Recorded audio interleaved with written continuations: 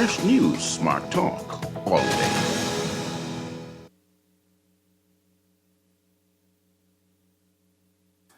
The views and opinions of the hosts and guests are their own and do not necessarily reflect the position of the management and staff of Guardian Network. La la la la. La la la la la la la la. La la la la. I represent Bahamian people. I from Nassau, Bahamas, big up Baytown, bro. Where I from Baytown, bro. Right between West and Augusta, where them two roads meet, they call it Wilkinson Street. Manners and respect was like a sign blank check. It seems the ones that coming after quick to disrespect. You see, this life in the ghetto never easy. So many hungry days break till it grieve me. Way I doing the best I can, trying to turn my dollar to 100 grand. I represent the ghetto people. I from Nassau, Bahamas, big up Baytown, bro. Where I from Baytown, bro. Don't take no back talk, no bribe or no joke. If you find fire, you definitely find smoke. Baytown, bro. Where I from Baytown, bro. Yo, 96.9 FM. I am your host, Valentino Brown. I have many aliases. Scoochie, Scrooge, Mayor, MP. Telephone numbers tonight are 323-6232, 325-4316, and 325-4259. And you could text us at 422-GR96. And it's a pleasure again to be a host on this wonderful Friday. Today on Inside the Inner City, we will be talking about, I promised you guys that I'll talk about BPL for a period some time back, and I never had the opportunity because, I had some guests who wanted to talk about their programs, and I'm all about community development and persons who are out there trying to change the dynamics of the country by helping out the next generation. This show was designed for that. And, we talk politics, we talk the church, we talk what's happening around the country, we talk about what's affecting us inside the inner city. On today's show, we're going to cover all that. So again, it's a pleasure to be a host on Guardian Radio, and welcome to Inside the Inner City that premieres every Friday at 6:30 to 8 p.m., except holidays, on Guardian Radio 96.9 FM. And it's always a pleasure to each and every one of you who are tuning into the show, because the show is about you guys. I have a lot of experience. I work with a lot of high-profile people in the country for over the years. There are programs that I've been a part of that are actually in government format now for many, many years, and trying to ease the burden of the poor people in this country. And it's all about being a consultant to the powers to be, using your influence, and get government officials to listen, get private sector to listen, get some of the citizens to listen, to do some things to better the country and their community. And like I say, we're going to have a wonderful show tonight. Okay, I said I was going to talk about BPL for a little bit at the beginning of the show. Then we want to talk about the urban renewal programs that are in the community. Because earlier, listening to Guardian Radio News, the first Independence baby, was born in 1973. He had a condition he's in, and his sister's taking care of him. And to know that, he, as the first born in 1973, that he's living in a one-bedroom, apartment. Many people will say, well, that's his fault and that's his business, But maybe sometimes in life that many people were deprived of the opportunities that were meant to be, when we say a square deal. And the square deal was that once the Progressive Liberal Party won the general election back in that particular time, that everyone would be a square deal and no one would be left behind. Well, like I say, they might say, no one is responsible, but yes, there are people responsible for the condition that this gentleman and many thousands of people and many thousands who have died in the country. And then when you listen at what the population was at that particular time, I think if I'm correct, it was 179 or 189,000 Bahamians in 1973. Okay, and many of them who fought, supported political parties, they were left behind. So this is just one case, but we have thousands of cases. When you listen to the news, you would see where people are extending their arms and asking the government. And many of us would say, you could do things for yourself. Yes, maybe. But like I said, the square deal, that has not been met. What has happened is that a lot of people who got in politics, they got themselves very rich, because getting in politics, you're going to meet international people, from all walks of life, movie stars, big time company executive from Shell and etc. And they make connections, and they use their position of power to make these connections here in the Commonwealth of the Bahamas, some for their benefit. If you listen closely, many of the gas companies in the Commonwealth of the Bahamas, up and down, subcharge, what we see always going to the gas station pump and diesel and stuff like that, are owned by Bahamians. They have their company, and they are connected, because their parents were either in politics or some family member, was connected to it through politics. And that's how you see a lot of Bahamians got filthy rich in the country. So what we're seeing now happen in our country is that we're being sucked by our very own. And we have to find some way to minimize that as much as possible, to make the lives of the average Bahamian and Bahamians at large better, and the family islands and in the city. And that's why most of our problems started because of this, the square deal not being fulfilled. You understand? So, yeah. So I'm going to talk a little bit about BPL, but I want to talk about urban renewal and how it can be 10 times more effective if they truly know what urban renewal is all about. And I'm going to tell a story on that, because one part of me being on the show is to tell the stories, and my stories be true. And I always tell people, I don't lie. I was never about that. And anyone name you hear me call on this station, on this radio station, I always call big people name. You never see them ever give a complaint to say that Valentino Brown is lying, because anything I say is what I experience and what I know and see with my own eyes. Okay? So I always tell the truth. And I always tell the general public or anyone listening, if I say anything, lie on anyone, when I call the name, call into the station, I would resign. And that's how I am. I'm a man of principle and honesty. I was always like that. And that's the difference. So, okay, before I start, let me just start from the beginning. I think the Bahamas Power and Light Company was established in, what year? Sorry, I got to reach you. I was talking so much. I think it was established in the 1950s anyway, just like the Princess Margaret Hospital. And again, it was built to bring electricity. We're coming out of the age where we're coming off the kerosene oil and the candles and stuff like that. We had many house fires, and the Bahamas was gaining its attractions.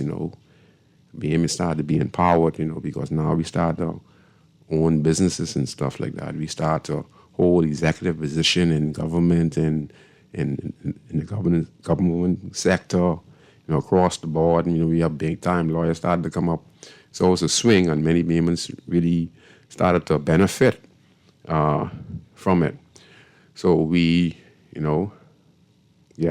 built Princess Margaret Hospital, built BPL, which we used to call back in the day BEC, but Telco and etc. And all of these companies that were Bahamian owned with some foreign interests. And over the years, the population grew in the Commonwealth of the Bahamas, just like the Princess Margaret Hospital. And with our government officials, who we hire to minimize and to minimize the stress of the Bahamian people by always being ahead of the game, knowing that there's a bigger population being born based on the statistics where you're up 89,000 Bahamian in 1973. All right? And we failed to upgrade the system because what BPL continued to do is, even though the population were rising and new subdivisions were being built, this was putting added stress on the generators at Clifton Pier. And then in between there, the population started to increase and more subdivision. We started to screen the generators, and then I don't know if I am correct.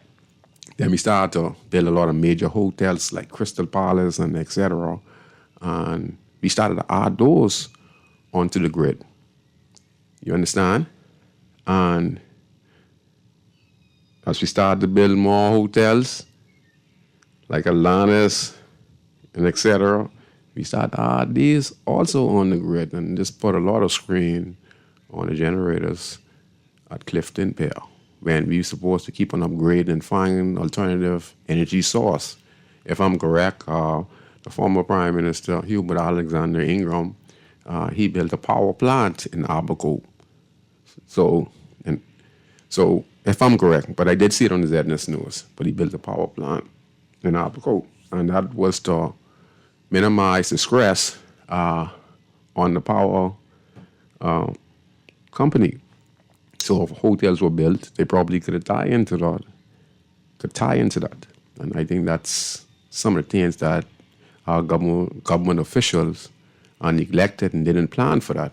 And because of that, we have a lot of fluctuation around this time. Kermit, could you play the audio recording of the Prime Minister of the Commonwealth of the Bahamas talking about BPL and what the plans are, what the government plans are to ease the burden on the Bahamian taxpayers? We all know that our country's electricity infrastructure is decades old. It is breaking down, it is too expensive, and it cannot transmit clean energy. Small changes aren't enough. We are taking it all on. Upgrading and modernizing the grid, solar power, major energy reform. That's how we get to lower prices and more reliable electricity. It will not happen overnight, but it will be game-changing. Go to newenergyera.gov.bs to learn more. Okay, that's our Prime Minister speaking on this problem that's been persistent for over 30 years in the Commonwealth of the Bahamas. I tell you, most of the problems we face now is because we add subdivisions on, but we don't add no, like I said, Hubert Ingram, he built a power plant to sustain, I guess, for those type of development that's happening in his constituency. And, adding on these hotels, adding on, little small motels, adding on little new buildings and stuff like that. I think it puts a strain on it. But what's most disturbing with the whole matter is this. Okay, I was listening to Aaron Green and C. Nuri. Listening to them, they're talking about the decay of the building, the structure that has these generators. And the roof was caving in. I think they say some diesels were leaking. And then, if I'm correct, just a few years ago, the former Prime Minister of the Commonwealth of the Bahamas, Hubert Alexander Minnis, if I'm correct, I think he did buy some new generators. Okay? They call them generation now. So I just call them generator. So I'm just saying, I'm going to call them generations. Okay? He spent millions just buying some new generators. So now, that just was a few years ago, and they were installed to deal with the blackouts in the country.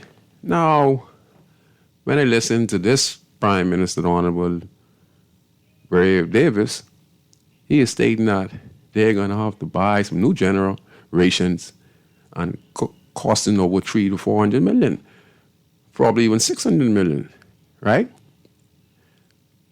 I don't understand this. One prime minister just bought some generations a few years ago. So what happened to those generations? I guess where they wasn't maintained properly, they're overscreened. So we're spending millions on these generations. And they don't last long. And then it's like we fix something, and after 3 years or 4 years, we need a new set, and I don't know what to say. The only thing I can say is that I feel that we have spent hundreds of millions on BPL, okay, and we still didn't get it right. All we are doing is like every government come in and they hear about the problem, they would try and come up with some little small plan or new generation, and we'd spend this every 5-6 years. This is crazy. And you're wondering why Bahamian people are hurting so much. And you wonder why taxes are so high, because our government officials, them dropping the ball on these matters.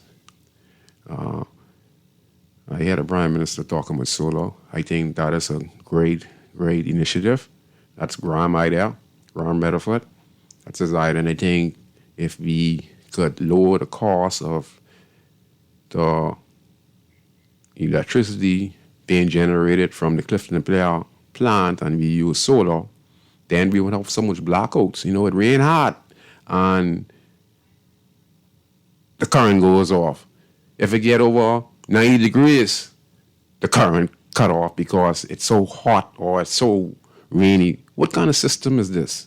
It's because we're putting too much screen. So this idea of putting solar on the roof of homes in the community, I think it's a great idea. But like I said before, we need to upgrade our system. We need to lower the cost of electricity. And call us, I'm going to let you come right now. Don't go nowhere. And this is why I believe that political interference, I can remember Hugo Chavez before he passed away. He was the president of Venezuela. I think they have the best third crude oil in the world. And Leslie Miller at the time was under the Perry Gladstone Christie administration, if I'm correct. And as minister responsible for energy, I think that was Leslie Miller. He is the ambassador and representing the country. I think he was in contact with Hugo Chavez. And Chavez said he was ready to give us a free tanker and give us oil at $1 a barrel.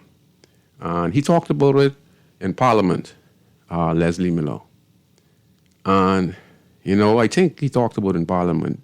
And then, he was shut down.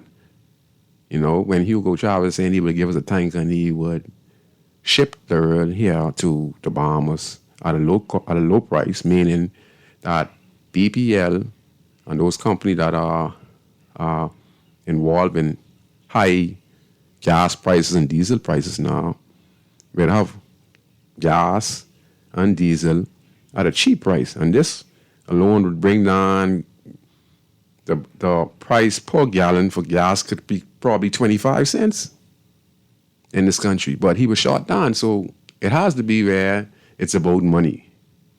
You understand? So that's just my little 5 cents on it. Mr. Producer, we could take a call, please. Go ahead. Good night. You're on Inside the Inner City on Guardian Radio. Hey, good evening, my brother. All is well? Yes, sir. Everything's all right, sir. Go ahead. Yeah, man, you hit the nail right on the head, man, because it all has to do with money, man. You see our Clifton Pier there, right? Yes, sir. You think they can put about say 50 or so of them wind turbines out there right off the shore right there.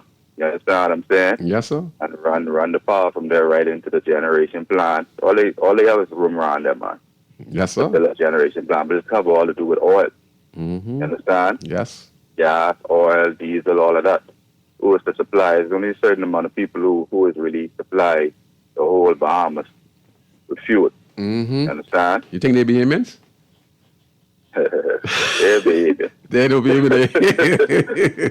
we know who they are. Right. So that's a puppet running the company over here. Exactly. They use their position. Some people who they have to feed as well. Yes, sir. We know how it go. You explain it quite well. That money already is there for them. Yes, sir. So they cannot decrease at this point the amount of money that they have been making. Too many people to pay out. Yes, you could. So the interest are not with the Bahamian people. The interests are with certain families, certain people in their pocket. They don't care about nothing else what's going on because they could go to the gas station. They ain't got to pay for gas. They go to the food store. They ain't got to worry about how much a can of cream costs or a can of this cost or this or that. They ain't got to know the cost because they got money. Only people who counting these costs, right? They feel it. Yes, you understand? Sir. People who count pennies. Yes, That's sir. the only people who feeling it. Who gotta take their paycheck at the end of the week and say, I gotta go do something for my child. You understand? Put food on the table, pay this bill here. So they got light and thing and all of that stuff. Yes, sir. You understand? Other persons, they ain't interested in that. That's why you have a small percentage, I would say about 5%. Or maybe less.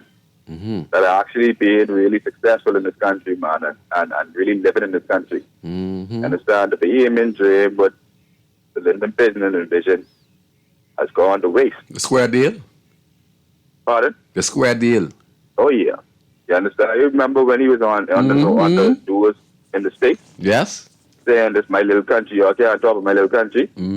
From that point on, we have never had a leader who stand up for us. How could you, as a leader of this country, get a deal like that from Venezuela? Right? What could? Man, listen. Lower the cost. Power, gas, everything going down. You remember it? Let me ask you a question. Everyone got something in their pocket. Let me ask you a question, caller. Did you remember hearing Leslie Miller talk about it? I remember that. Okay. Okay. Go ahead then. Sorry for interrupting you. Go ahead. No problem. Listen, I remember that. You understand? And I've been speaking about this for years. Like I said, 40-something years old now. Yes, sir. From primary school, high school, I say, why we ain't doing solar, why we ain't doing this, why we ain't doing that. We live in a heat spot. The sun always blazing around here. Yes, sir. You understand? All these other countries around us, like I told you, I think last month, this place in Africa. Yes, sir. The whole village solar out, man. I think Acorn help promote. Acorn solarizing the whole country and even more countries. Right. They have sun. Acorn. That's heat. Yes, you don't need no oil. You don't need no fossil fuel or nothing like that, man. And you see the little rate dropping in that part of those countries because now the kids them could see and read and watch TV and all this stuff now, so their mind is more relaxed now. Money to other things. Yes. You understand? Yes, sir. Help education. Yes, sir. Hospitalization, hospitals, all of that. Yes. Development, the country development, man. Our Yes. country hasn't developed in years. In years, our country hasn't moved forward. Staying stagnant in the same place all we want, but when the tourists coming. You understand? Yes, sir. Time for us to take care of ourselves now. Yep. Look out for the Bahamian people. What's best for us. Yes, sir. Not other people, not other countries, not other nations, not nothing. You understand? How you can tell me $1 a barrel from 50 to $1? How much people that could help? How much Bahamians that could help? So we can't say Leslie Miller and try help us, say? He tried. Okay. And he was shut down by his own pairs. He was like the interest, the special interest. Okay. That really, all these parties got people supporting them. Like, you won't get no money if you go contrary to what we dealing with. You understand? We ain't gonna support you. We can support somebody else. Yes, sir. That's how the thing goes. Yes. You understand? And it's time for us as Bahamians to realize what's going on in our own country.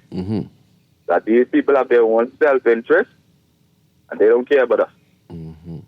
You understand? At the end of the day, they don't care about us. Their family is rich, and everybody else poor. You understand? They go off to college, full ride, whatever.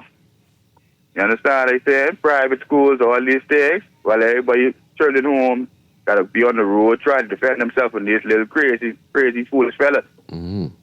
You know what I mean? Mm-hmm. Time for us to wake up now, man. Yes, sir. Ain't no political party, nothing. Mm-hmm. FNM, PLP is Aquamarine, and black, man. Yes, sir. That's it. That's what we gotta believe in, man. Not this gold and red. Yes, sir. That's fake. That's fake, man. Nationalist. You understand? Nationalism. Nationalism. Politics. Nationalism over politics and the church. Over politics. And the church. Everything. Yes. Because these church fall out and they job too. They be worrying about the wrong thing. Yep. You know what I mean? They'd be distracted, and then when they say something, it's always a little political vibe, but they would, Yes, sir. just they think we stupid, but we see things happening. Yes, sir. Thanks, They sir. even just to sit back and just be listening. And you But see, a lot of them waking up. yeah, and it's glad you people like yourself call and letting them know that we know, like how we could relate. We talk about Leslie Miller and stuff like that. We could relate, we could relate. Exactly. I didn't like everything Leslie do, Yeah. but on that right there, You do good. yeah, man. Yes, He's sir. right on that one, man. Yes, sir. Thank you, man. Get shut right down. Yes, sir. All right, buddy. Thanks a lot, man. You made some good comments, caller. And they're the kind of calls we like because we want to have a conversation around the Bahamians, the average Bahamian, who are very intelligent, hear their voice. And that's why we like to have the show inside the inner city, because we want persons like that who are contributing and seeing what is going on wrong in the country. And they are not afraid to speak out, and their voice is being heard. And that's what we do on the show. We're going to take this next call. Go ahead, caller. You're on Inside the Inner City. Good afternoon, Scrooge. Good night. Hello, Scrooge. Can me? You breaking up. Boy, right here. I had your voice. It's, you breaking right up. You can't even hear you, Sparky. You breaking right up. And the radio is high. The radio is very high and scrambly. Okay, I get a text here. The text says, "Happy Friday, big brother. Scoochie, the call is right about wind turbines at Clifton Pier. Even better than that, the ocean water turbines is better and can go all over the Bahamas islands. We have ocean water on every island." And this is like great solution because, I watch in the States and they're doing these things in the desert. I watch it putting small wind turbines in the middle of rivers. And they are actually powering whole communities. So why we can't do these things on the family island? Why we can't we do some of these wind turbines right here in Nassau Province? We have a lot of space and stuff like that. And we could tie this into the power grid, lower the cost of oil, lower the cost of gas. And this, if you're looking to ease the burden off the BME people with taxpayers, this is how you do it. Because solar will lower the cost of electricity. And then, a lot of people will be on solar. And then there's so much different ideas would come out of solar, So, and like I said, if we're investing in Minister just lost the election about 2 years ago, and he just bought some new generations, and this administration now is seeking to purchase new generation at a cost of close to $600 million. Now, this is crazy. So if you look at what Minnis spent, and now you look what the Davis administration is going to spend, even though he has some good plans in there with solar and building a new grid, right? Why can't we do solar, wind turbines and stuff like that, and teach the Bahamian people how to deal with solar,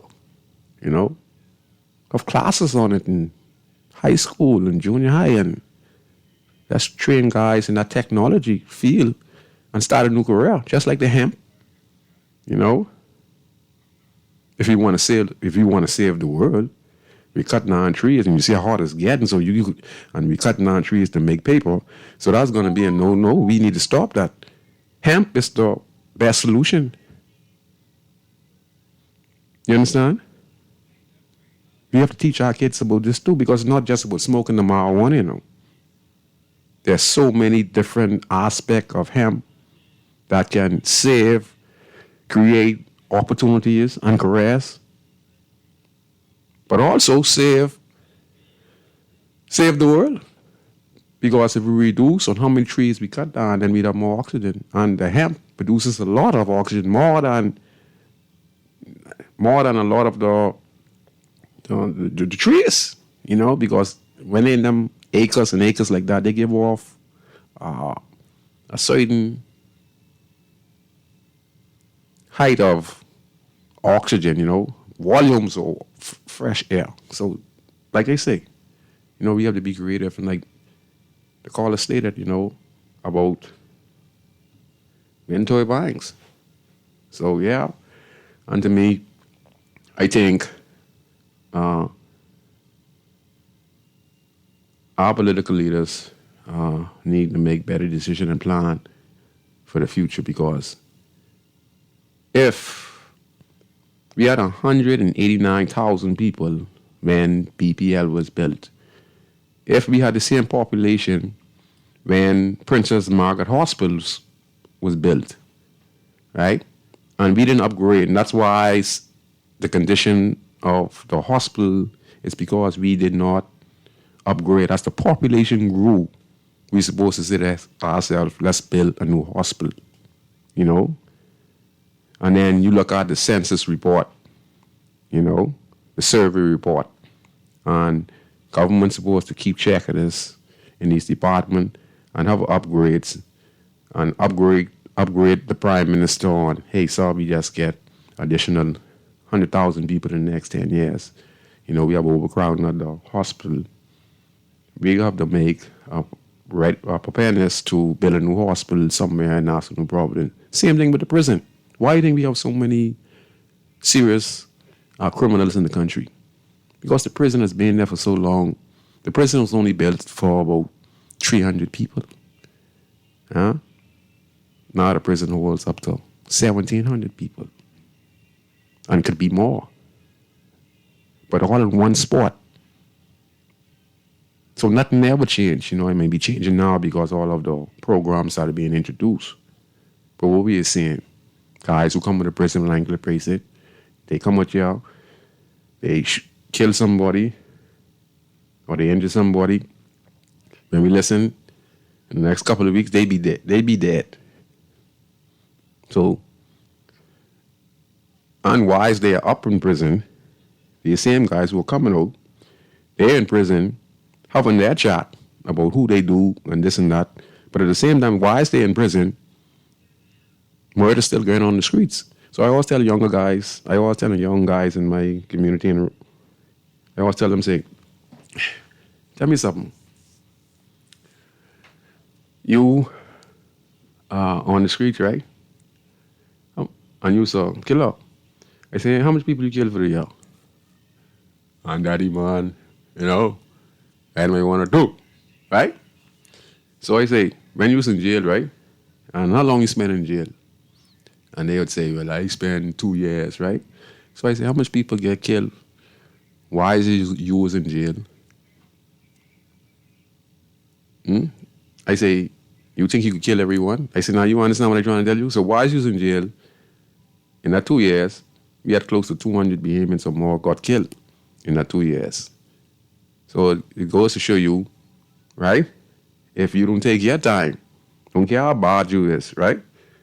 You would be a statistics too. Simple as that. So yeah, I just rubbed it in there. But like I say, and that's why the prison the way it is today, because a lot of spirits still up there. Same thing going on up to the prison, because we didn't upgrade. We didn't say to ourselves, you know, country's getting bigger, right? The population got bigger.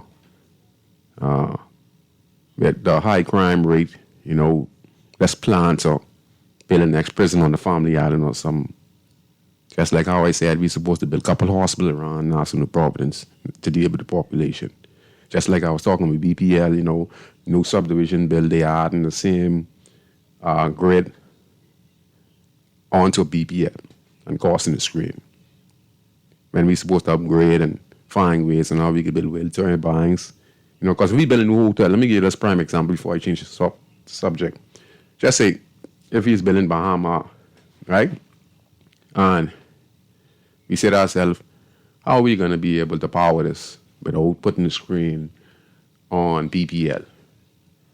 You know, there might be a particular spot where we could build one little couple with turbine, one little couple acres, you know, and we could tie in BPL in it, but we could minimize the power outage from BPL with the solar and the wind turbine and reduce the screen on it so that we as Bahamians light don't have to be getting cut off, so power could be rerouted to the hotels or the rich people in the country who complain to BPL, who owns the company, who have shares in the company. Wise me and you got to sweat. You know, sometime current be off 2-3 days. Huh? And they just reroute that power to certain places to accommodate them. Me and you, who's the average Bahamian who paying the majority of BPL bill, you know, we have to sweat. And last but least, I'm going to say this. I can remember Minister did something good also. The Honorable former Prime Minister, the Honorable Alexander Minnis.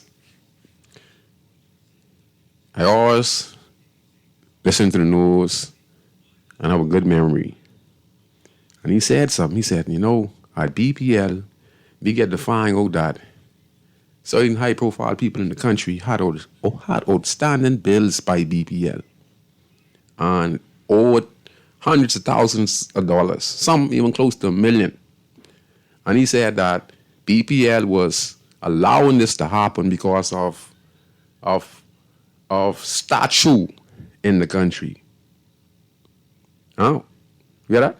You know what that means? So sometimes you was wondering yourself, in your sweat box, you know, you turn on your AC, you know your bill don't be due $40, $60. So you pay one little $80, $90 this month. Next month, you look at your bill, $300, $400. You wonder what happened. You must think you going, how this AC on from morning to night? You know, or someone leave the water heat on and the hot water was going all day and night. Then when you go look next month, you would see it even go higher sometimes. And you'll be wondering.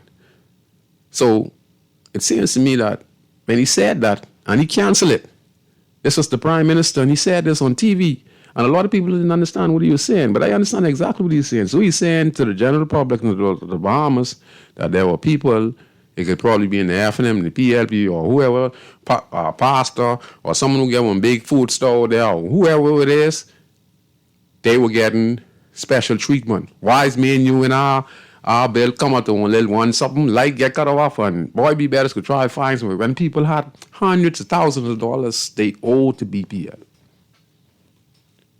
You understand? And I heard Minna said that, so it was good for him to speak up on that. And the cancel, I don't know if it's still canceled, but he said it. And I have a good recollection, you know, about that particular matter. All right, that's it for me with BPL. And I just want to say, you know, I hope they find some way to ease the Bahamian burden, lower the cost of electricity. And to tell you the truth, I think that they say there was some talk about privatization. I think that's the only government corporation that we still own as Bahamian people. And privatize it. It isn't going to make a difference. The quality service seems that it's not going to make a difference. The only alternative is solutions, and that is solar, and then some other turbines and whatever that can reduce the strain on BPL.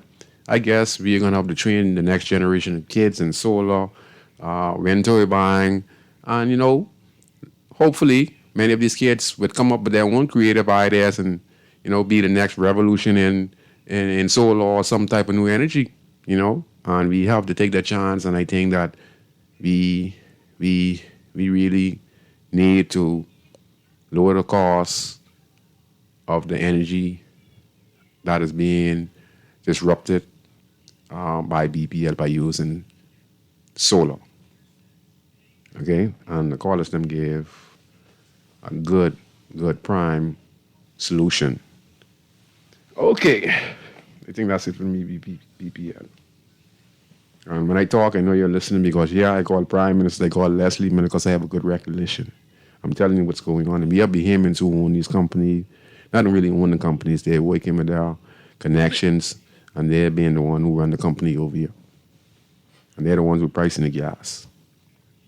Okay? All right. So my next topic tonight, I'm going to talk about the Urban Renewal Program. I'm going to tell a story real quick. Again, many years ago, we met up with opposition leader Perry Gladstone Christie. In attendance were, I can't remember which brother it was. I think it was Luke Bell, who that like me as a young man, even though I was a gangster. He came in our community to a family of Johnsons, Troy, Boydo, and Douglas, a.k.a. Dog. He's deceased now.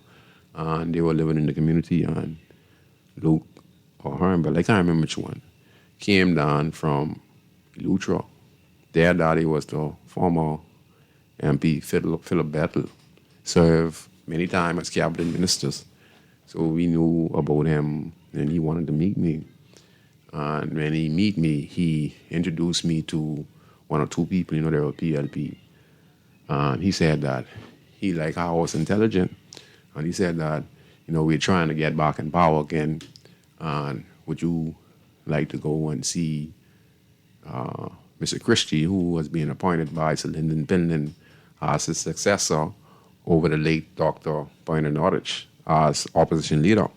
And, we were very respectful to Sir Lyndon and Mr. Bettel, and being a meeting him at the law office of Perry Gladstone Christie and Hubert Alexander Ingram. Both were former prime ministers of the Commonwealth of the Bahamas, and their law office was in between the Princess Margaret Hospital and Shirley Street.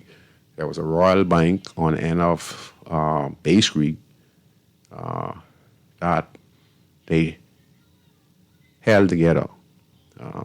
Former Prime Minister Perry Christie and former Prime Minister Ingram.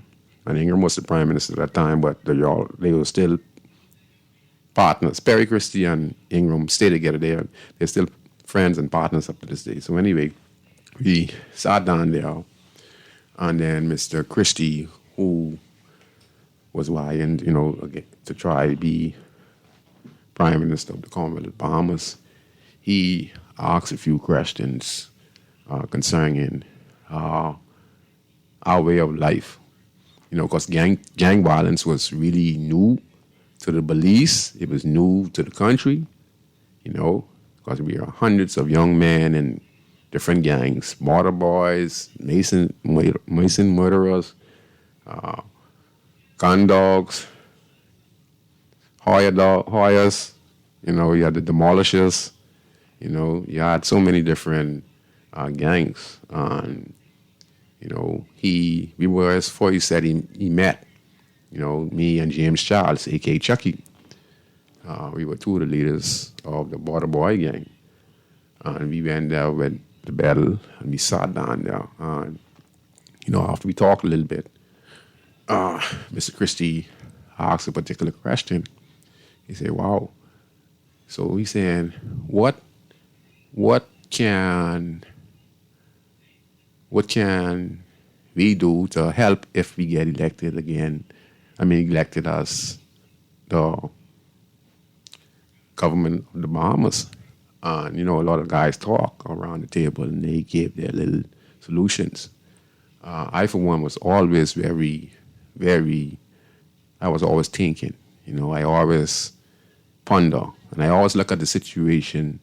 And before I talk, I look in myself, and I said, what answer can I give to this man? Because the answer now I can give this man is going to turn him off, or he's not going to be interested. And I said, this is a great opportunity to make a lot of changes for a lot of people in the community. So I was always a people. I never look out for myself, Even to this day, I never look out for myself. Anyone who knows me, everyone knows me, I'm a people's people. I always love to help people. And I always leave myself out. So anyway, he asked a question. So I said, everyone talk, I let everyone talk first.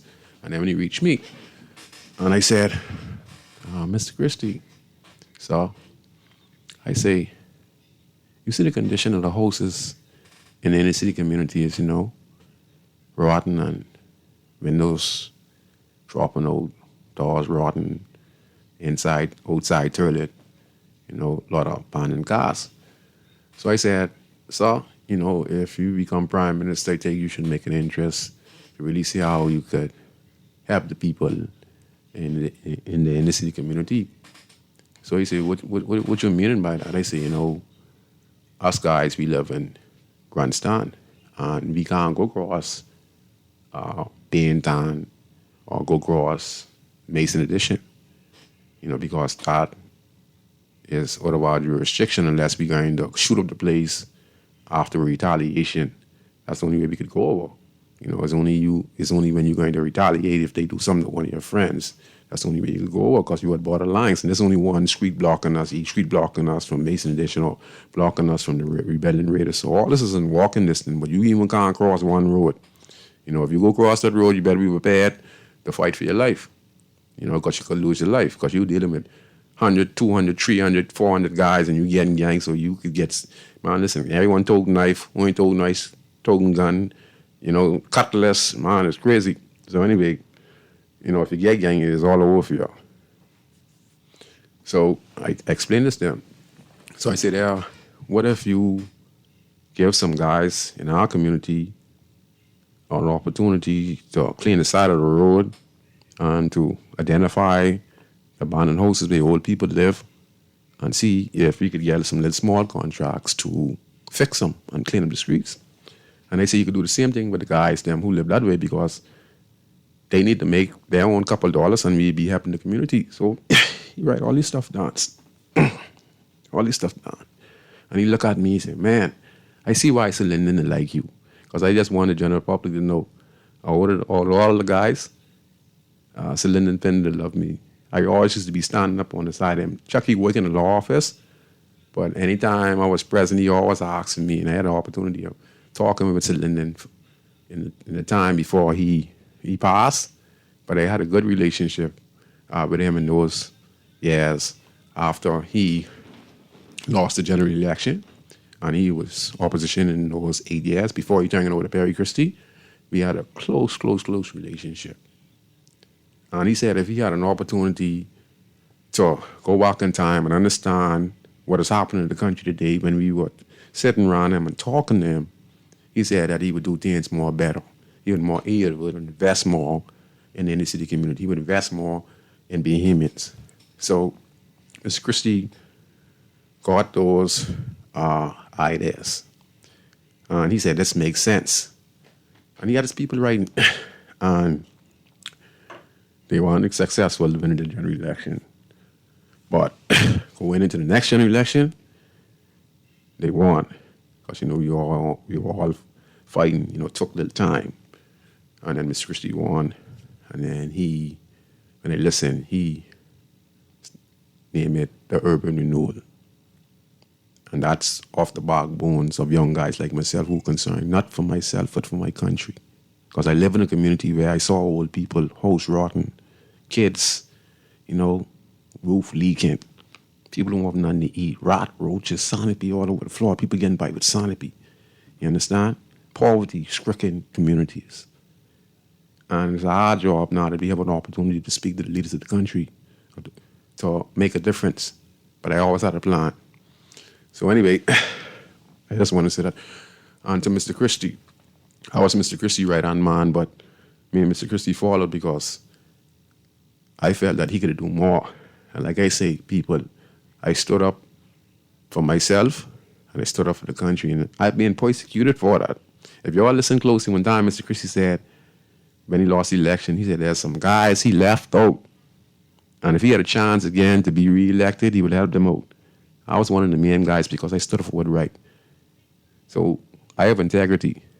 I gave up a lot because I always said to myself, if I had an opportunity to make a change in the country, I would put myself over money. You understand? And that's the kind of person I am. You understand? So anyway, I'm going to talk more about urban road. We're going to take this one call because we have a few minutes, but I want to take this call real quick, and then I'm going to continue the story. Go ahead, caller. You're on side in the city. Good night. Can't I hear you go? It seems like you're breaking up. You can hear him coming? No, we have to take a break. Caller, we couldn't get you through. So if you could try call back after the break, please do.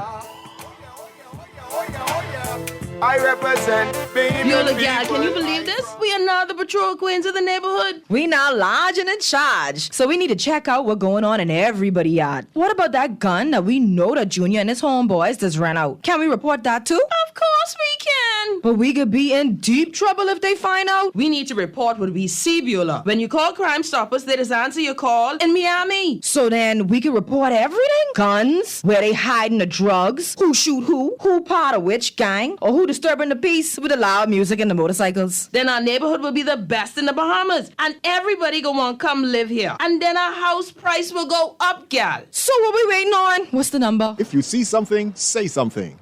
Let us all pitch in and stop the crime before it's your time. Call 328-8477 from Nassau or 242-300-8477 from the Family Islands. Or text us through the Crack Crime Bahamas app.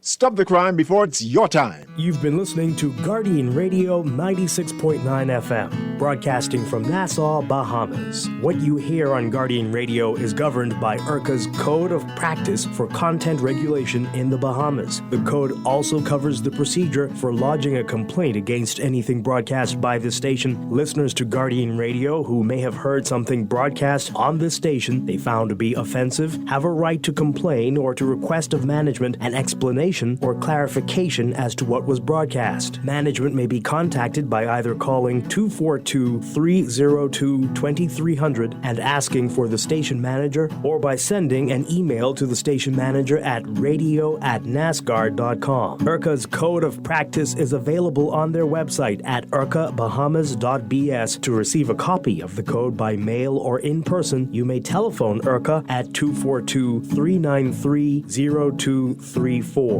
Family Island dialing is toll-free at 1-242-300-8722. Or you may send a request by email to info@ircabahamas.bs. Thank you for listening.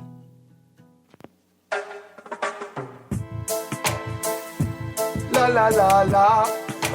La la la la la la la la. La la la la.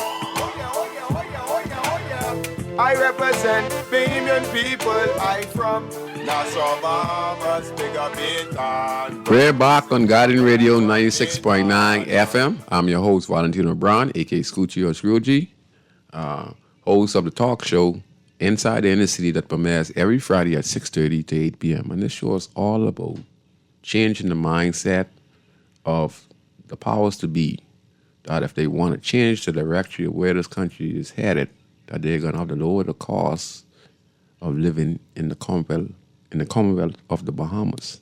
We're like actually in the top 10 in the most expensive place to live in the world. And we are one of the most richest country in the world.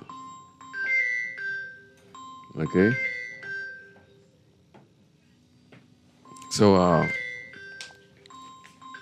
sorry about that. Yeah, so I just want to give this little quick update. I just got the official launch of the Citizen Advisory Committee. I'm on a lot of boards. I've been on a lot of boards for many years in the country and given my input on solutions to enhance the development of the in-city community. And I've been on a lot of boards where I give my input. The Ministry of Housing and Urban Renewal officially launched the Citizen Advisory Committee Monday, July 1st. It was held at the Reverend Charles Sanders Fellowship Church on Taylor Street, and that's the church that many of the programs or information government uses it because it's in the city community of Taylor Street and Grandstand. It was the official launch, and there were many persons who are appointed at that advisory board, and their jobs are to come up with solutions to their community's problem. It could be anywhere from a rat problem that needs to be dealt with, because in my community now that I'm a part of the board, and I've been cleaning up my community now going on about 15 years, and we continued cleaning up, and we've seen a lot of progress, but we have a rodent problem in our community. And what we're looking to do now as part of the advisory board is to zone the community that we reside in from Gold Alley, which starts from police headquarters, goes to Market Street. Market Street leads to Taylor Street. Taylor Street to Ross Corner, Gibbs Corner on East Street, and come back up to police headquarters on East Street. It's going to be our zone where we would have a plan to combat the rat infestation in the community. What we will be doing now is to go around, set up a program. It has to be a year program where we can educate the residents, asking them where's the rat nest, for example, in each part of the community. Because these rats are smart, they dig, and when you tag them here, you get rid of them, set there for a couple of months. But when you stop poisoning or stop treating them, they come right back, and then they go to the next spot. And what we're looking to do is to get information out, flyers out, work along the Ministry of Environment, see how we can get that team to educate the residents,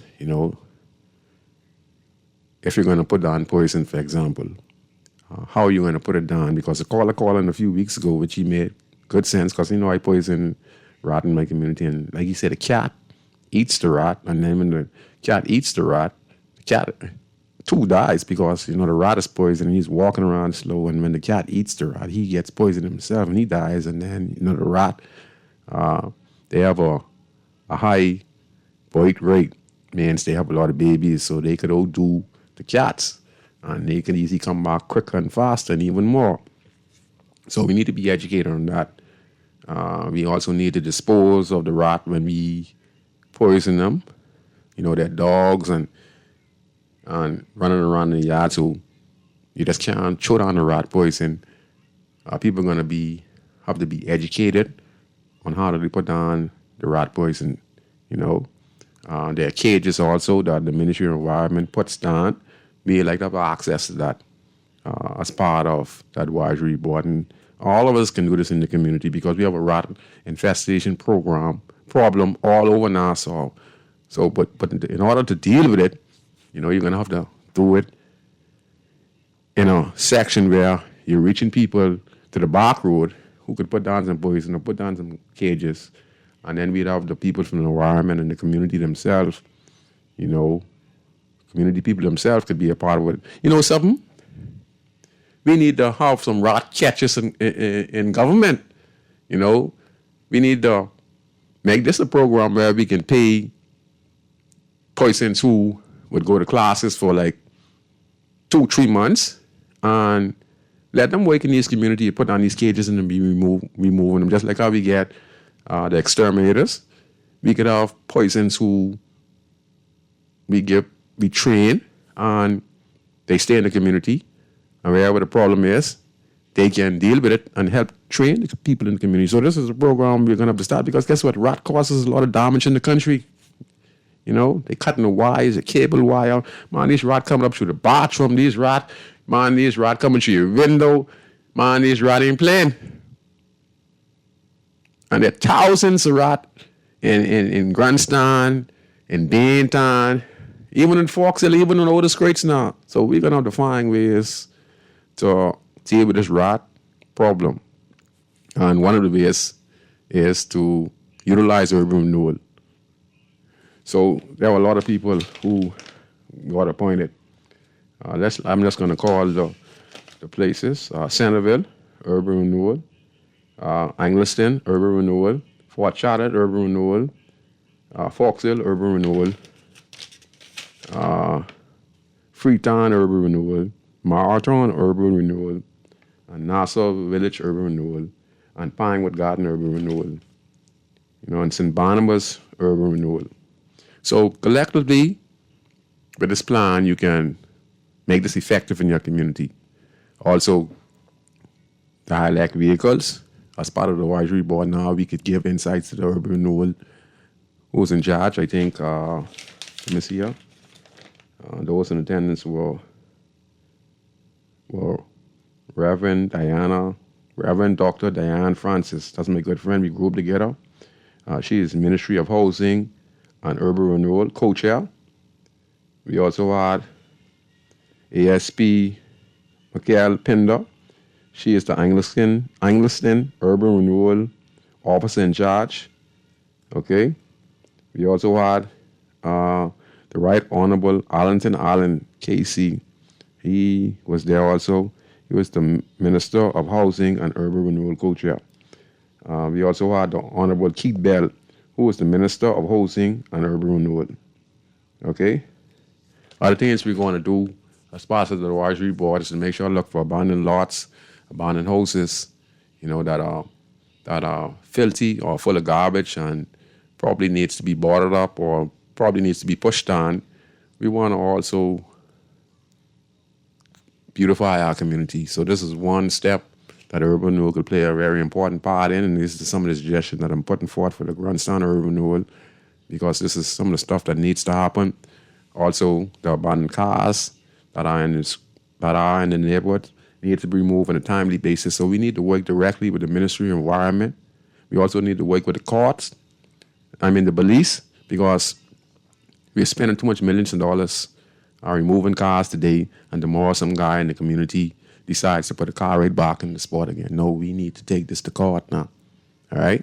Either you move it, or you go to court. We also want to make sure that no abandoned houses are in the community. We want to find the owners, let them know, do something with it, positive with it. If you want to sell it to the government so they could turn it into probably a cosmetology shop or a barber shop for some at-risk kids who do proper training and needs a place to start their business, you could also do that. We also like to get small business to be a part of urban renewal. Okay? So that we can help residents empower themselves in the community. And I think urban renewal would be more effective if we do exactly what it's meant to be. And that's why I have Bahamian citizens who are part of the board.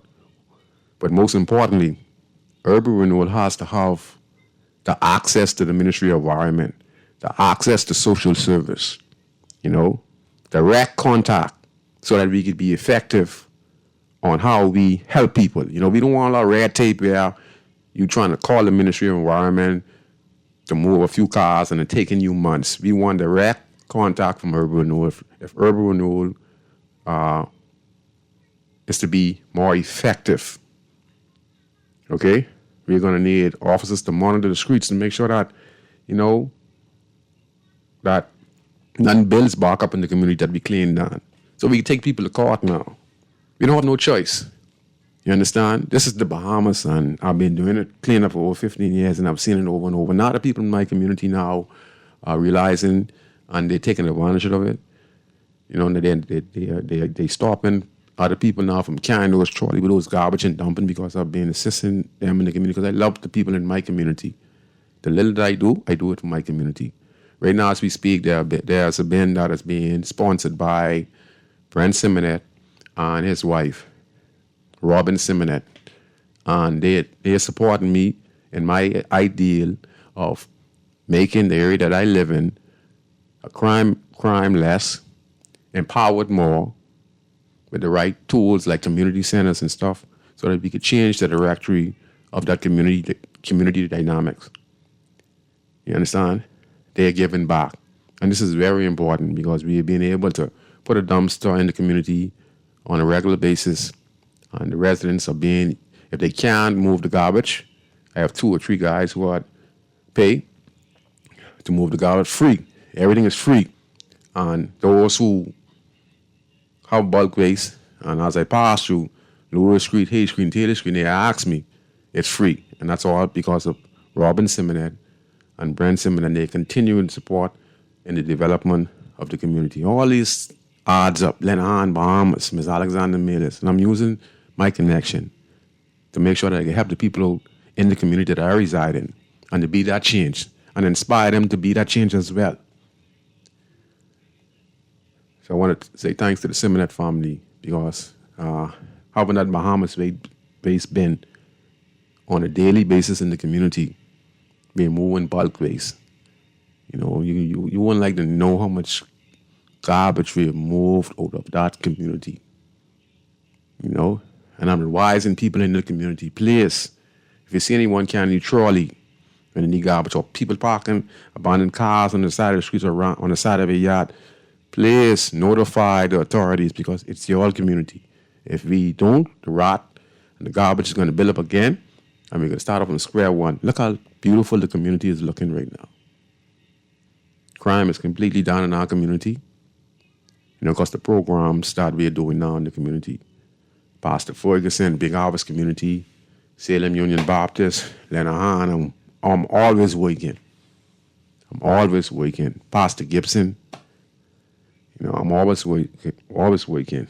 Pastor Ed Dorset, you know, I'm always working to find ways on how we can improve the conditions of the community. You know, I want to also give a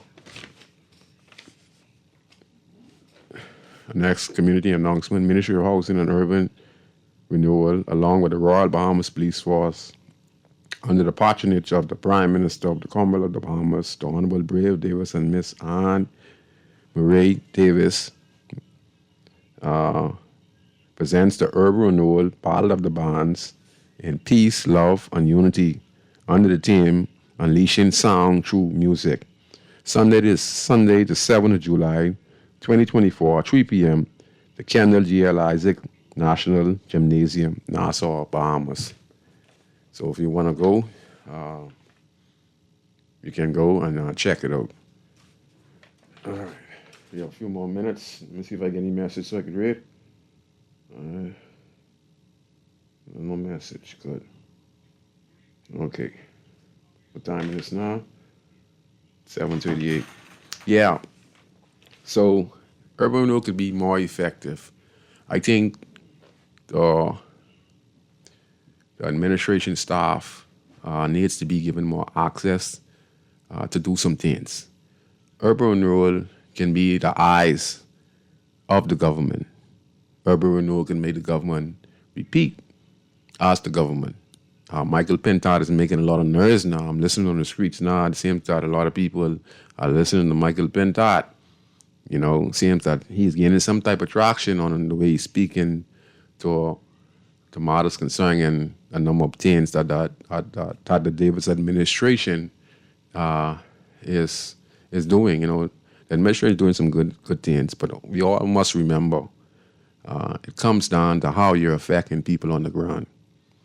And yeah, here's what I'm talking about. Okay. Voice. The struggle is real. Early on Guardian Radio, we heard that the 1973 first baby born in the Commonwealth of the Bahamas. Then we listened to Celine and Pinland around the same time. He talked about a square deal.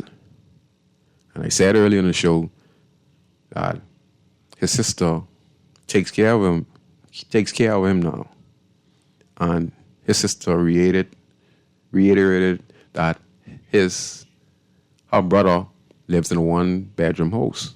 And he can't really walk like that because, he talked about him laying tiles and, and going on his knees and stuff like that.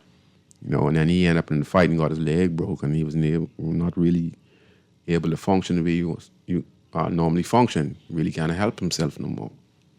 And, he talked about the condition of his house. And the sister is saying that, she has her own life. She has her family, daughters, granddaughters, and things going on, our bills and stuff like that. But she takes the little she get, and she still goes there and helps her brother, and she is struggling. And you hear in the background when she said that, she's going through her struggles and he need help. He stated in the background, my sister loves me. And then he talked and he said that, he really doing it for his children. So he has children in a 1-bedroom house. So Keith Bell, who I mentioned earlier, he was in Salem Union Baptist Church, and he talked about the fact that when he was serving being tan on a few corners down Brum Street or Peters Creek, he stated that, he went to a house. And when he went to this house, there were 27 people living in the house, right?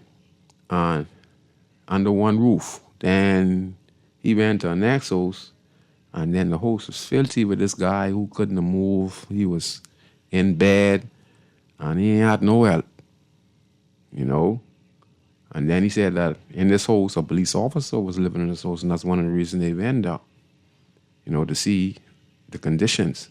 And what he saw as a minister was deplorable. Well, at that same time, I was taking Mr. Perry Christie when he became the prime minister. And I took him in the inner city community, and I was showing him the same particular conditions Bahamians were living in. And he looked like he wanted to cry.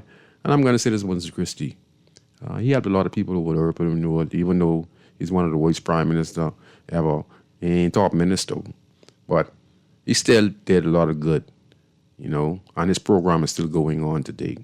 So you got to give him credit where credit is due. You understand? And you have to respect that because his program got to be helped to come to fruition to help the Bahamian people. And that is still helping the Bahamian people today because Urban was fixing a lot of houses in the community. We also like these ministers, or these advisory guys, to survey the area, see what house needs to be repaired in the community, see what abandoned house needs to be pushed down, see what yards need to be cleaned up, Be one to do this. And I hope that we have the right connection to make sure that when we survey this and we present the data to the powers that be in urban renewal, that we will be able to act quick, fast, and hurry to help those in need. And that's what I'm talking about. Now remember, far as I'm concerned, all this goes to the condition Bahamian people are living in. Because just like how this gentleman in 1973, first baby born, right? I mean, you're in the condition he's in now. Not that it's no one's fault. And like I said, there'll be people in the Bahamas say, he's a big grown man, he had his whole life, Some people just don't have the opportunity, A lot of people live in the community and they're in a bubble. A lot of people live in the community and they're dead. They have no sense of direction and they're miserable, and they snapping out. There are people who are going crazy. There are people who argue for nothing. There are a lot of miserable people in this country now because of the poverty. Everyone's struggling. And the struggle is real, The caller talked about 1 or 2% of people in the country are doing well and don't have to worry about these things because these people own the gas company, they own the food store. You understand? So he's correct. And we have to bring a balance. We have to go back to Winston and say a square deal.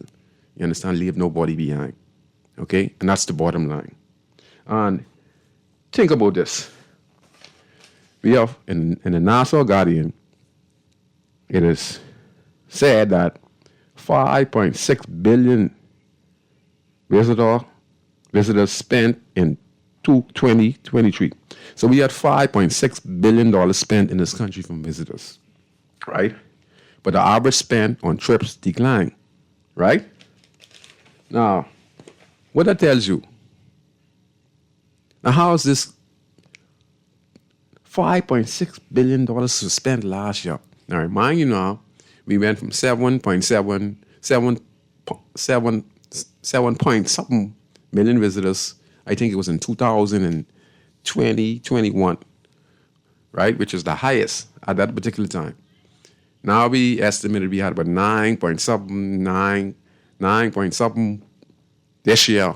We estimated to have come in the country. Last year alone in 2023, according to the Nassau Guardian, we spent 5.6, the visitors, I call them customers, okay? The customers that came to the Bahamas spent $5.6 billion, right? How does that benefit us in any city community and the Bahamas at large, besides those who work downtown in the straw market, Kentucky Benny's, and who making fish fry, and the water jet ski guys and the water sports guys, them, and all the restaurant downtown? You know, where's the rest of the money going? Is it going in the hands of Bahamians? Or is it, or the business established down on Bay Street is just rocking up all the money, and then out of that 5.6 billion spent, why people still living with their lights off? Why we have high unemployment in the country? Why we get so much people sleeping in cars? Why we get complaints of first Bahamian baby born in 1973, right? Living in the one-bedroom house. Why we get people who can't pay their rent on a regular basis, and they move to a place in 3 months. Times they there, they have to leave because they can't pay the bill. Then they go someplace else, spend one last 6 months, and they have to move again. People are moving around because they can't sustain the high rent, and the days going so fast now, and the sun's so hot. Man, listen, these days going so fast. So you can imagine now, you live in an apartment, you know, you work and get paid every week. You just pay rent, just say Sunday, and these days going so fast. When you look, Sunday back again. So when the landlord come knock again, you say, well, what you doing here? The landlord say, you know, this Sunday again. That's because that's a fast time going. Some days I don't even know what days it is, people. Huh? Something ain't right. And everyone's stressed with people ain't even worrying about the date or time no more, because people just living, trying to survive. You understand? We have to find a way how we could tap into this 5.6 million customers. That's, no, hold on, mess up. We got to tap into that $5 to $6 billion that the customers came to the Bahamas to spend, and how we can get that to be in the hands of Bahamians in the inner city community on the Family Island. Okay, we're going to take this last call here tonight. Go ahead, caller. You're on Inside the Inner City. Hey, good day, Scrooge. How you doing, man? I'm fine. Good night to you. Man, I want to hit you on, you talking about the day is going fast. The day is going fast. The day is going slow. Look, now, it's hot. You say it's hot. Very hot, right? Yeah. Let me show you something then. The sun starts in the morning just before 6, right? Mm-hmm. Understand? Like 8:15, 8:30. So that's like 14 and a half hours sunshine and 9.5 hours darkness. What I mean, night going fast and day. Uh-huh. As long as you got light is heat. Okay. Darkness is cool. Good information. You know, Yes, so it's sir. supposed to be a balance between the two. So we got this imbalance. But I mean, like, I ain't know what he talking about it though. But it's a long day. You noticed that, right? Huh? You noticed that, right? Let me tell you something. I watch this, man, from 6 before 6 o'clock in the morning. It'd be like 7:45. Mm-hmm. You hear me? Yes, sir. And by 8:15, 8:30, then you got night. Right. You see what I'm saying? Mm-hmm. So that's like 14 and a half hours. That's why you got so much heat. Wow. See, because they encompasses darkness and light half and half. Mm. You understand what I'm saying? Yeah, the timing. Huh? Go ahead. It's split directly in half. So I mean, like, this ain't no normal. No, this ain't no normal. And if you're not conscious about the time of the sun being out so long, and it contributes to the heat. Yes. Because as long as we got sun out, I mean, it's just heating up and heating up and heating up, and Because by the hot, bro. cool ain't enough. So I mean, I think we're gonna get hit by a big storm. Because by the hot, brother. Yeah, because I mean, like even when it's cool, like in the evening, like yesterday it was It's like still the hot. heat was the sun is like it's too intense. You see what I'm saying? So Man, I mean, I like tell you.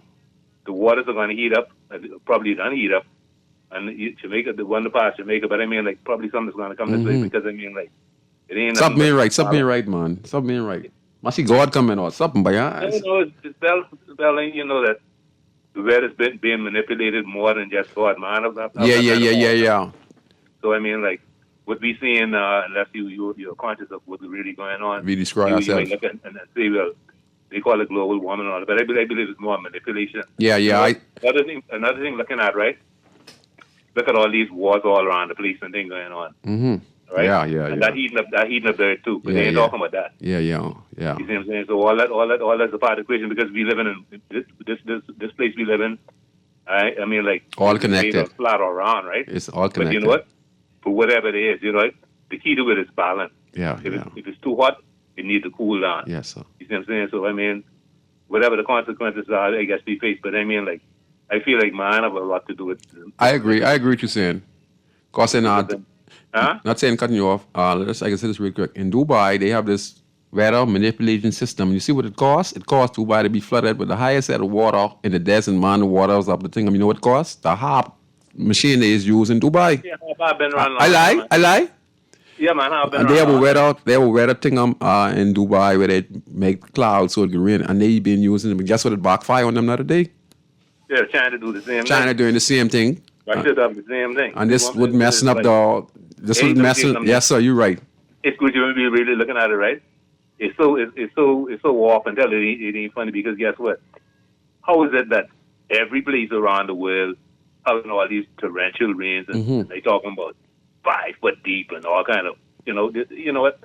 It's Weather manipulation. Yes. Weather manipulation machines men are using. Yeah, man. Yeah. But I mean, at the end of the day, then they looking at it too. You see that there's some you have this like coal or whatever, COVID or whatever they calling it right now, right? The glue which gets inside, it's hard to come out, right? Yes, sir. Let me tell you something. Now, we know that like even like with our like indigenous fruits and like dilly and mangoes, hairy mangoes and certain fruits, right? Yes. They rotten before they ripe. When they read, Go ahead, caller. It's paradoxical because you know what? When I'm looking at it, right? If all these plants are doing the same thing, right? Fruit that I'm talking about, fruit plants, right? Mm-hmm. They're doing the same thing, no matter the species, right? So they're telling me something, man. Yeah. All this torrent of rain that is falling, right? The rain itself it goes to the plants and to us, right? Yeah. And I don't know if whatever they're doing is a part of the whole scheme of things. Basically, like how was locked down again because when you get back from these rain and thing, and the rain got certain bacteria and certain thing, whatever, falling from the sky because they can put whatever they want to put up there to drop down on us, right? Yeah. But the plants, chemtrails and all. Today, all the mango, I'm sure, and rotten ripe. Man, I just gonna say that this year it wasn't hardly no mangoes or what's like it wasn't plenty mangoes and stuff like that. Nothing like they come out and it wasn't. And it wasn't like it was an apple rain for it, right? Yeah. But see, I mean, like we You don't even test what's coming. We don't even test what's coming down. Yeah. We don't ever take samples of what's falling out of the sky, test it to see what it is, so that we can know where we are in this life, Yeah, sir. You're right. Because we look at this rain, especially this country. We so Christian, going, oh yeah, thank you. The Lord send the rain, this and that toxic stuff when they come out of the sky. You're correct. You're correct. Too ignorant, huh? Because sometimes when you look in the water, you can see like gas molecules in the water, because coming out the cloud. I think that's where we have all these cars, and then like you say, I can remember when the garbage was on fire, and when it rained. And you could see the ash inside or the rain when the dump. Remember that? Yeah. And it was getting people sick, and a lot of people around to get cancer. because it went up in the atmosphere and it stayed up there for a long, long time. Then when it got drafty, you see when it's drafty? Yeah, them toxins. Yeah. So you telling the truth. And all that. They suspended in the air, you know. Yes, you're right. And they come down with rain particles and thing, and they get you just a sec. Yeah, because that's why I'm saying, even all this torrential rain, I mean, like, I don't know anybody doing no testing or coming down. Man, because guess what? Then when you start to do that, you'll be able to determine. Yes. Hold on, something wrong here. Why all this? Why all that? You see what I'm saying? Yes. Because if they're coming directly out of the sky, and you catching it, you test it, you'll be able to determine if it like the steel or any other compounds they put in it, probably for cloud seeding or whatever. Yes. Cloud seeding. That's what they call it in Dubai. I'm glad you said they call it cloud seeding in Dubai and in China, and backfire on them. That same cloud seeding right there. Go look when Dubai had the flood the other day, twice in a few months. I asked them what they was doing. They was using the same cloud seeds and they was predicting the weather by making it rain. And guess what? That caused a swell.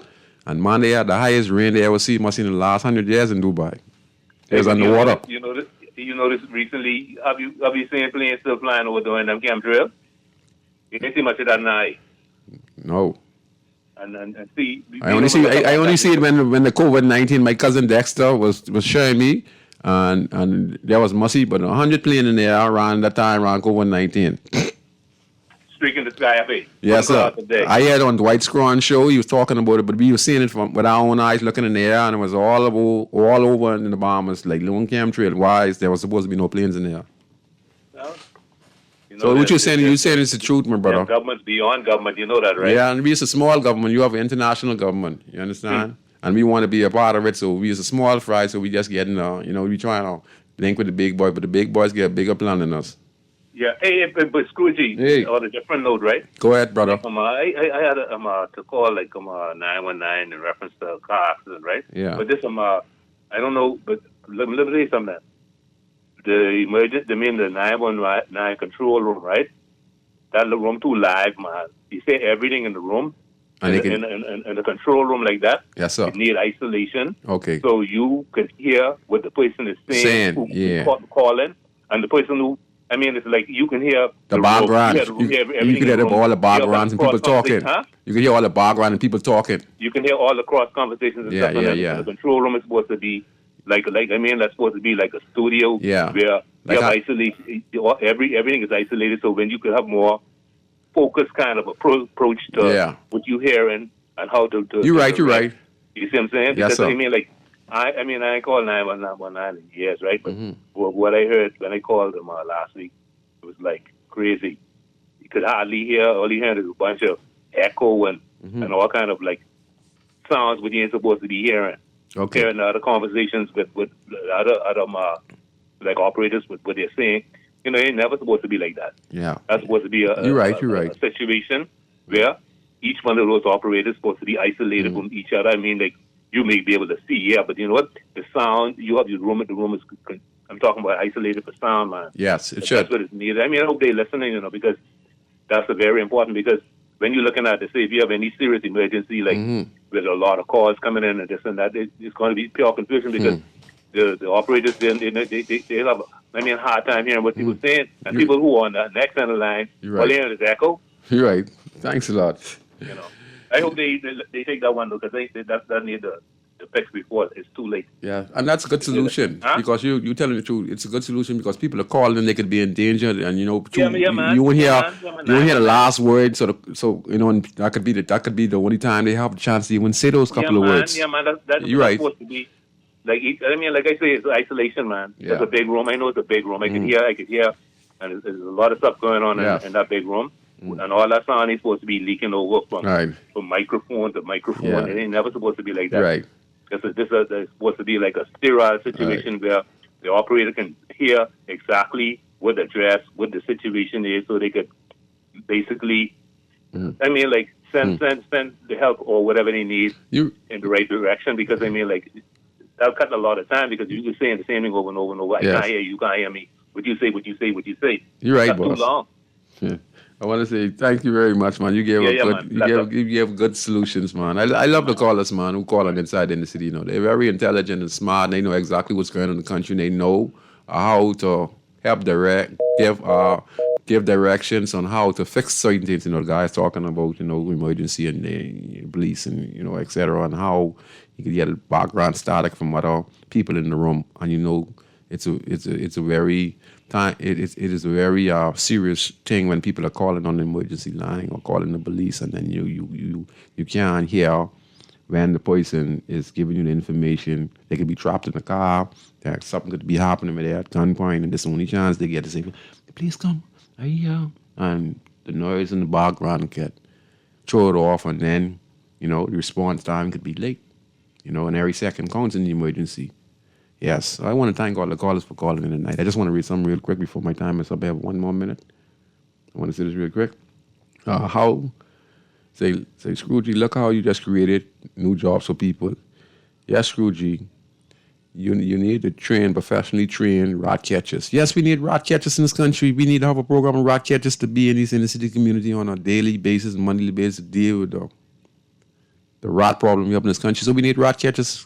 We need to train people to catch rat, dispose of the body, how to put on rat poison, or how to put on rat poison, also to tell and show the resident how to put it down, and then remove the rats with the cages and stuff. We need rat catchers in this country. We have millions of rats in this country, and it's causing damage and a lot of health issues in the country.